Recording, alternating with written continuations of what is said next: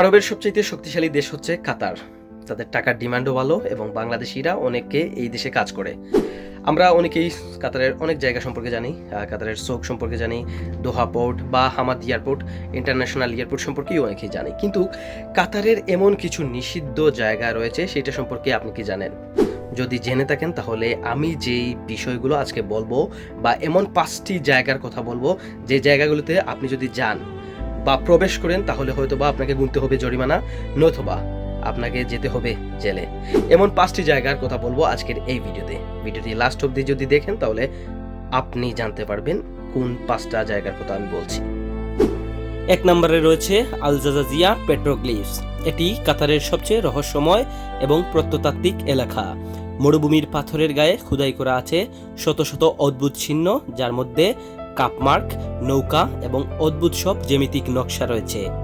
নিষেধাজ্ঞার কারণ হচ্ছে এগুলো হাজার বছরের পুরনো ইতিহাস। এই প্রাচীন ঐতিহ্য রক্ষা করার জন্য কাতার সরকার এখানে সাধারণ জনগণের অবাধ প্রবেশ নিষিদ্ধ করেছে। বিশেষ অনুমতি ছাড়া এখানে যাওয়া এবং পাথর ছোঁয়া দণ্ডনীয় অপরাধ। 2 নম্বরে রয়েছে পার্পল আইল্যান্ড, এর ম্যানগ্রোভের কিছু সংরক্ষিত অংশ। এই দ্বীপটি চমৎকার হলেও এর কিছু গভীর লোনা পানির ম্যানগ্রোভ বনাঞ্চল এবং পরিবেশগত এলাকা কঠোরভাবে সংরক্ষিত। নিষেধাজ্ঞার কারণ হচ্ছে কাতারের পরিবেশ মন্ত্রণালয় এখানকার জীববৈচিত্র্য ও বিরল প্রজাতির সামুদ্রিক পাখি রক্ষার জন্য পর্যটকদের প্রবেশ নিষিদ্ধ এবং কঠোরভাবে সীমিত করেছে। 3 নম্বরে রয়েছে গ্যাসফিল্ড ও রাসলাফান।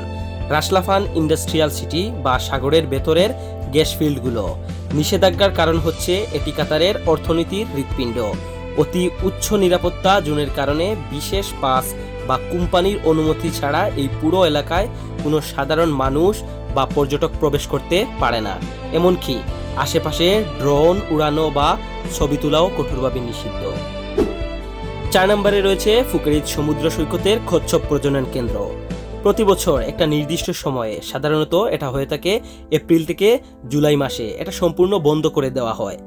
নিষেধাজ্ঞার কারণ হচ্ছে বিলুপ্তপ্রায় হক্সবিল সামুদ্রিক কচ্ছপ এই সৈকতে ডিম পাড়তে আসে। কচ্ছপ ও তাদের ডিমের সুরক্ষায় মন্ত্রণালয় থেকে নিষেধাজ্ঞা জারি করা হয়। আপনি যদি এই নিয়ম ভাঙেন তাহলে অবশ্যই আপনাকে বিশাল অঙ্কের একটা জরিমানা আপনাকে প্রদান করতে হবে। 5 নম্বরে রয়েছে মরুভূমির গভীরে সামরিক ও রাজকীয় সংরক্ষিত অঞ্চল। কাতারের দক্ষিণাঞ্চলে বা ভেতরের দিকে কিছু বিশাল মরুভূমি এলাকা কাঁটাতার দিয়ে ঘেরা থাকে। নিষেধাজ্ঞার কারণ হচ্ছে এগুলো মূলত কাতারি মিলিটারি ট্রেনিং গ্রাউন্ড অথবা রাজকীয় বন্যপ্রাণী সংরক্ষণাগার, যেখানে অরিক্স বা হরিণ শিকার নিষিদ্ধ ও সংরক্ষিত। ভুল করেও এই সীমানায় প্রবেশ করলে গ্রেপ্তার হওয়ার সম্ভাবনা সবচেয়ে বেশি। ভিডিওটা কেমন লাগলো অবশ্যই কমেন্ট করে জানাতে পারেন, আর ভিডিওটা আপনার সেই সকল বন্ধুদের সাথে আপনি শেয়ার করতে পারেন যারা কাতারে আছে। আর যদি মনে হয় যে ভিডিওটাতে আপনার কোনো গুরুত্বপূর্ণ মতামত থাকে, কমেন্ট করতে পারেন। আর চ্যানেলে নতুন হলে সাবস্ক্রাইব করে রাখুন এই রকম ভিডিও পেতে। দেখা হচ্ছে নতুন কোনো ভিডিওতে নতুন কোনো তথ্য নিয়ে। আসসালামু আলাইকুম।